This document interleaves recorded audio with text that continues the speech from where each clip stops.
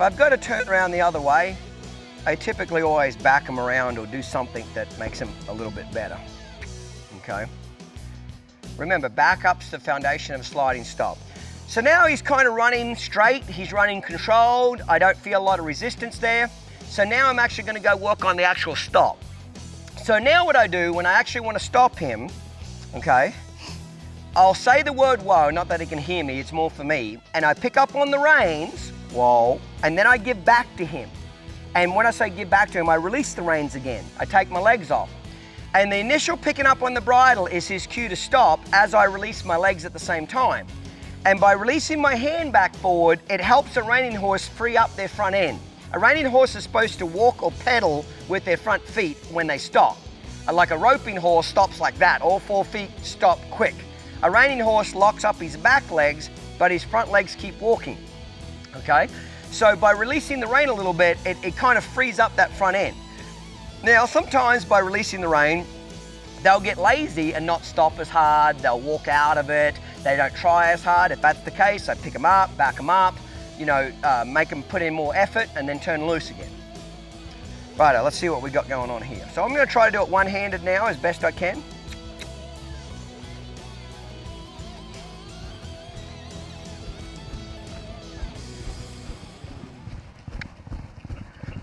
Oh. Oh. So the first stop that Titan did wasn't very good, was it? He kind of got in the ground, half trying to trip, stumbled, fell all over himself, and didn't do very well, okay? That's horse training, okay? That's one of the things that why the method is so popular, is that we don't cut that stuff out. You know, that was the whole point of this Titan series, was to show you kind of the day in and day outs of training a world-class reining horse. You know, there's lots of stuff that Titan's done over the course of this time that didn't look so pretty, and we could have easily cut it out to make him look better or me look better, but that's just being deceiving to people or lying to people. We wanted to show you all the good things that he does and things that he does that aren't so well, and that was one of them. But after that, I backed him up, kind of reprimanded him a little bit and told him to pull his finger out and put in a little more effort, and he was good after that. He kind of got in the ground and kind of half tripped and wasn't really paying attention. So I backed him up. Now I'm going to let him think that through. Now I'm going to back him up again. Roll him back, turn him around a little bit, wake him up, and we'll go try that again. So I just let him walk back there. See how me just leaning forward a little bit there, he kind of thought that was a cute little bob.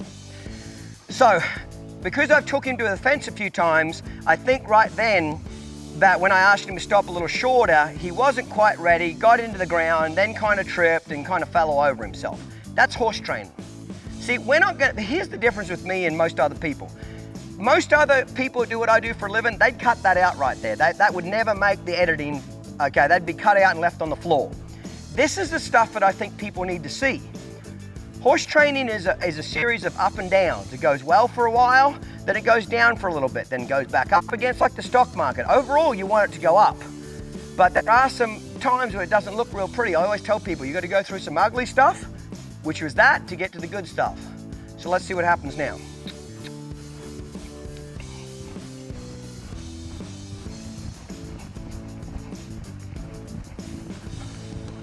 Whoa.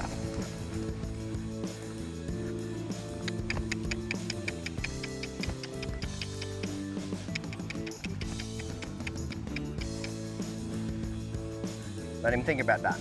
So what happened then was exactly what I talked about, is he got in the ground really well, and then when I released my hand forward, he kind of walked out of it a little bit right at the end. When I say walked out of it, he didn't quite keep holding that stop all the way through the ground. So that's why I backed him up a little bit and kind of reprimanded him and said, come on, you can put more effort into this. You know how to stop. So let him have a little think about that. So when I'm this far down to the other end of the arena, I'll usually just walk down there and come back the other way. So you can even see his tracks here. He got in the ground pretty good.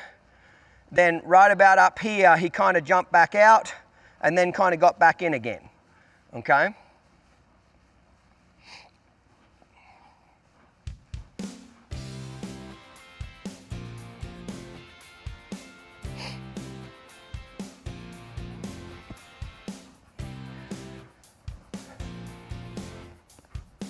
So in a situation like that, I probably would just let him walk a circle or two. I never just turn around and head back down there. They get in a bad habit of just turning around and wanting to gallop back down to the other end. I'm going to stay on this right leg. I'm not happy with it just yet.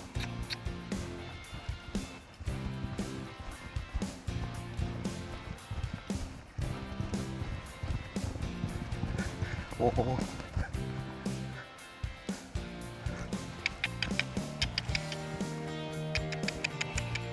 Same thing a little bit right there. He got in the ground really well, and then right at the end he kind of came out of it, so I backed him up again. Now I'm just going to let him think through that. When you make a correction to him, if you don't let him kind of dwell on it a little bit or think about it, it seems like it never really sticks that well. Like if I would just lope off again right now, he doesn't get a chance to really think about what happened just then.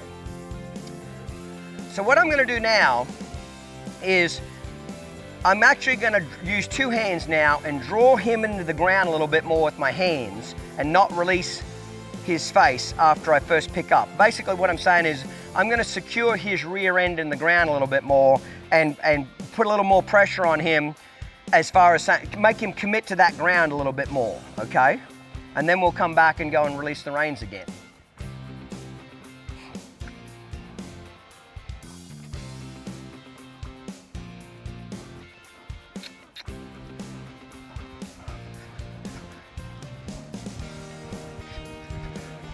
Build. Whoa. Right there at the end of that. Right there. Good boy. So did you notice right then, because I kept my hands on the reins, right at the end when he was thinking about walking out of it, I got him right then. I didn't have to get him in the backup. I corrected that behavior right at the end of that stop. So I gave him a couple of chances to, kind of get it right by himself, and he wasn't quite getting it. So now he's telling me, okay, I got to help you a little bit more and secure you in that ground. I'll do it again. And this is just kind of the green stuff that I was talking about, that he's coming along, but he's not consistent yet. But in another 4 or 5 months, he will be consistent.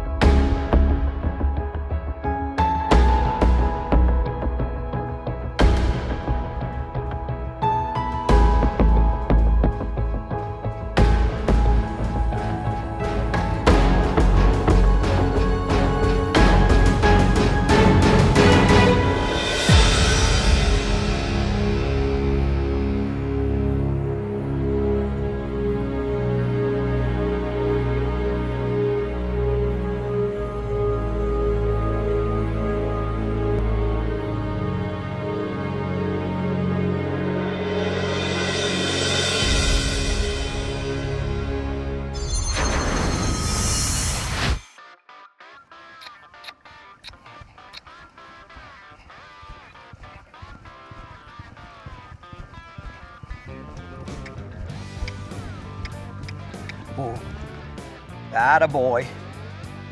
Good boy. That's my boy. Now that time there, he stayed committed the whole time. He felt good in my hands. I really felt him push hard with his rear end, okay? That time there, he did great. So notice I didn't back him up that far either. And because he did better, I'm gonna sit here a little bit, rub on him, just let him get a little more air now, Release the pressure is how horses learn. Now, eventually though, I don't want to have to secure him and hold him in that stop. He's got to learn to take the initiative by himself to stay in the stop. And he typically does, The last 2 or 3 days, I don't work on stops every day, but I work on the rundown to the stop probably 3-4 days a week. So the last 3 or 4 days, I've done more galloping him down the arena and slowing him down at the end, doing a few circles and going back and working on the rundown. So when you walk on the rundown, when you go back to the stop, typically, you know, you make your rundown better, but then when you stop, lax a little bit. So then you work on your stop for 2 or 3 days, get that better, and then they'll have stop on the brain too much, and then you've got to go back and run them. So it's kind of like a little bit of a moving seesaw like that, okay? So that's not a problem, it's just what horses do. Typically with horses, when you fix one thing, something else gets a little worse. And then you'll go back and fix that, and then this will get a little worse. And you keep running around, putting out the biggest fire that you have, until eventually you really don't have hardly any fires at all in the house, or if they are, they're just very, very small, smoldering little ones, okay?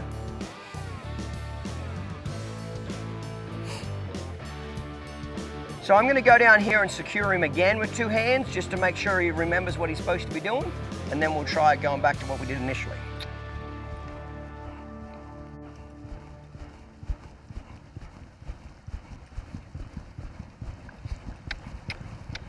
Whoa. Good boy. Right.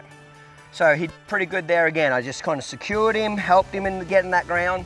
So the next stop I'm going to just pick up and release my hands back to him and see if he'll keep that grittiness and that push in that stop by himself.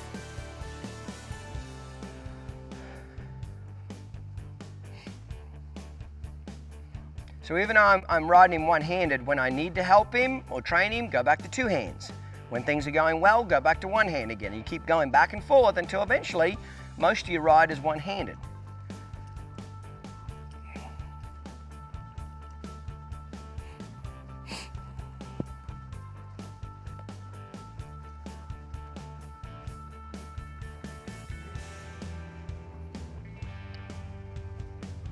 Rightio.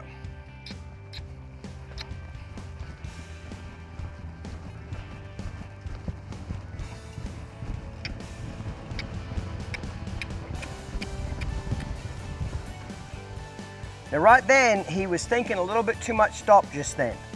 He was trying to stop back there before I asked him, so I took him all the way to the fence. So what overrides the stop is the rundown. If the rundown's not good, the stop won't be good. Okay, so anytime I feel him with too much brakes on, and horses do that, they go from one extreme to the other. He wasn't thinking stop enough, and now he's thinking stop too much. That's just what they do. So now I'm gonna have to balance it a little bit and go long, but I'll let him tell me what he needs.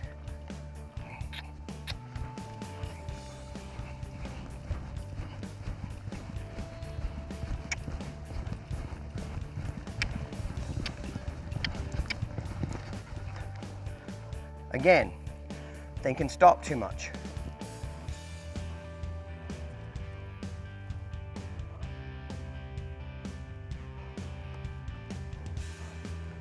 It's not a bad thing that he's thinking stop, because he hasn't been thinking of enough so far today.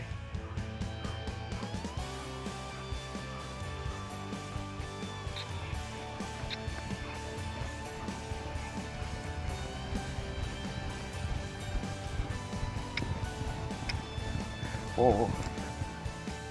There we go.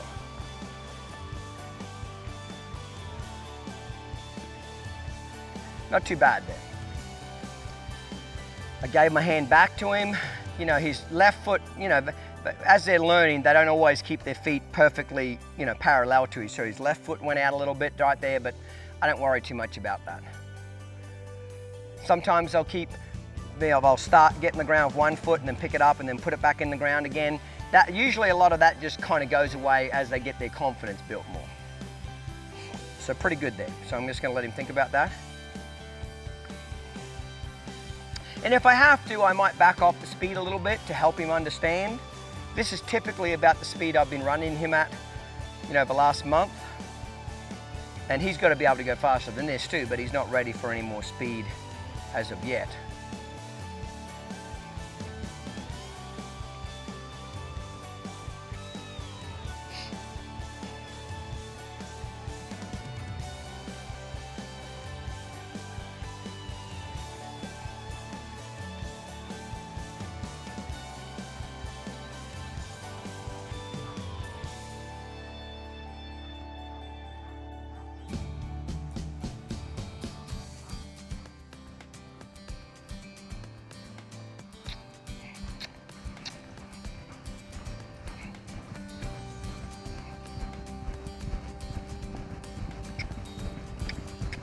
Whoa.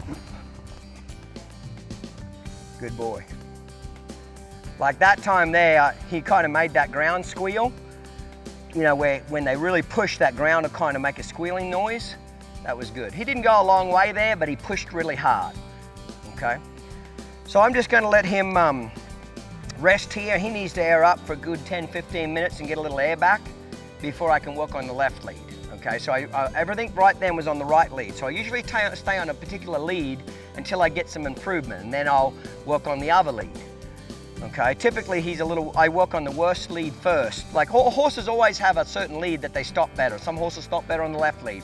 Some stop better on the right lead. Whatever lead they're weaker on, that's usually the one I start with because I got more air. And then the better lead I work on second. Okay, so we're gonna let him air up for 10-15 minutes and then repeat the same thing, but on the opposite lead. Good boy.